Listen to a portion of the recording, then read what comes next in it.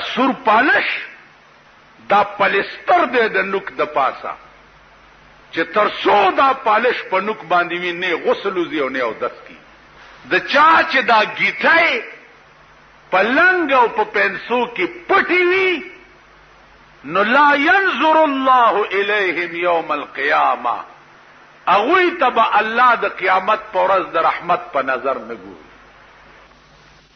د دې وجنا عزیزانو ار وخت الایمان بین الخوف والرجاء، ایمان د خوف او د امید په دامنس کې دی.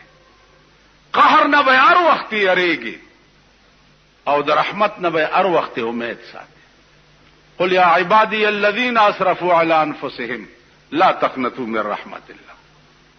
د رحمت نه به نا امیدی نه کې. ان الله یغفر الذنوب جميعا